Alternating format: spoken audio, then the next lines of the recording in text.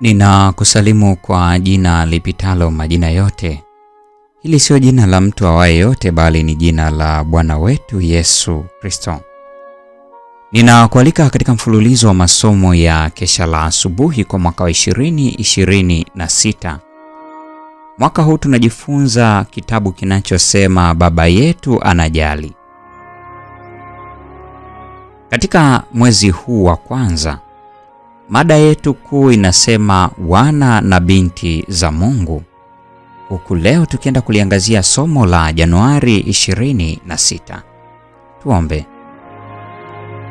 Mtakatifu Baba yetu na Mungu wetu ketie mahali pasiri juu mbinguni, jina lako litukuzwe sana. Ninasema asante kwa sababu ya upendo wako na rehema yako katika maisha yetu. Asante kwa sababu ya kujali. Asante kwa sababu ya namna ambavyo umetembea nasi kila wakati. Ninalitukuza jina lako kwa ajili ya afya njema. Ninalitukuza jina lako kwa ajili ya wagonjwa. Wapatie uponyaji wote ambao ni wagonjwa, nasi ukatugange katika afya zetu za kiroho na kimwili.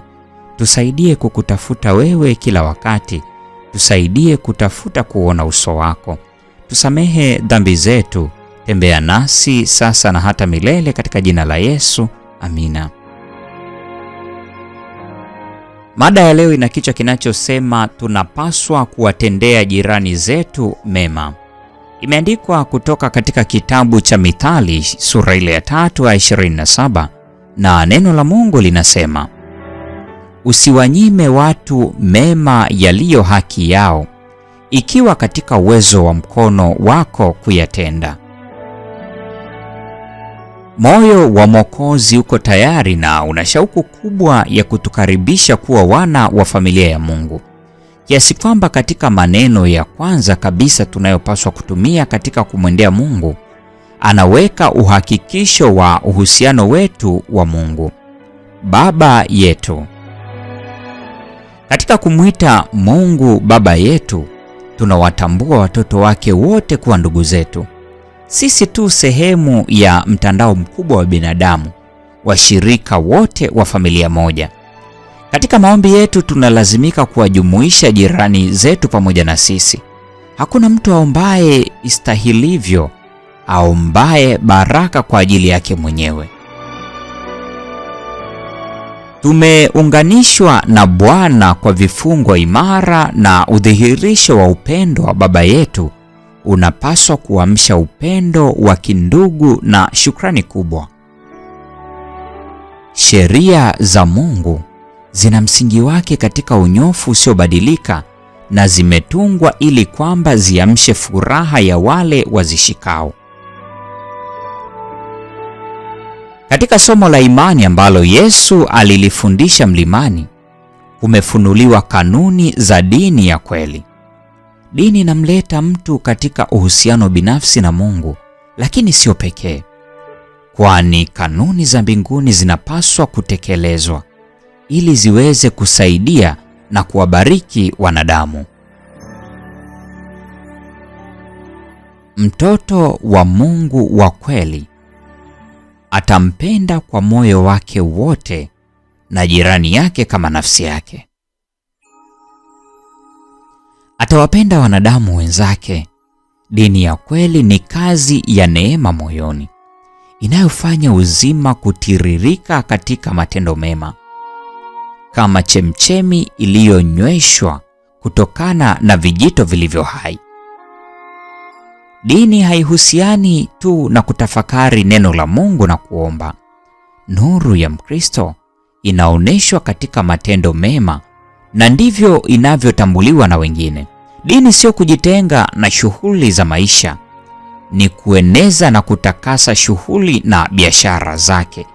Ikiwa mtu ameunganishwa kweli kweli na Mungu na mbingu, roho ikaayo mbinguni itaathiri maneno na utendaji wake wote. Atamtukuza Mungu katika kazi zake na kuwaongoza wengine kumheshimu yeye.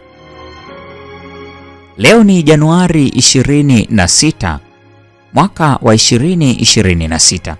Tumeangazia mada inayosema tunapaswa kuwatendea jirani zetu mema. Na kwa nukta hiyo, mpendwa mfuatiliaji wa mfululizo wa masomo haya ya kesha la asubuhi, Ndiyo tunakuwa tumefikia tamati ya tafakari ya somo hili siku ya leo. Neema ya Bwana wetu Yesu Kristo, pendo la Mungu na ushirika wa Roho Mtakatifu dumu kuwa pamoja nasi sasa na hata milele. Amina. Mchana hauishi, mji mzuri, mji hautapita, na hapana giza. Machozi yatafutwa, kifo hapa na pale, hawahesabu siku na hapana giza.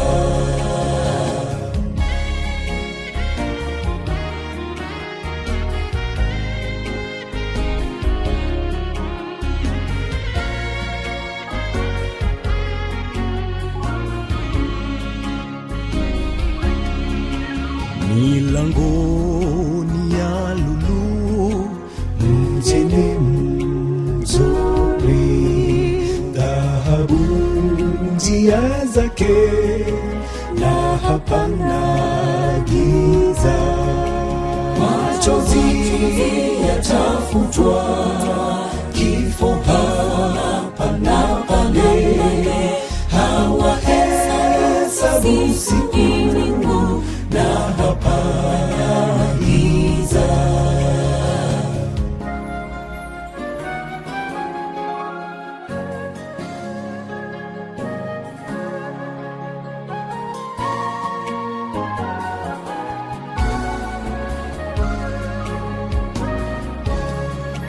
Milango haifungwi, mjini mzuri, mtoni wa uzima, na hapana giza. Machozi yatafutwa, kifo hapa na pale, hawahesabu siku na hapana giza.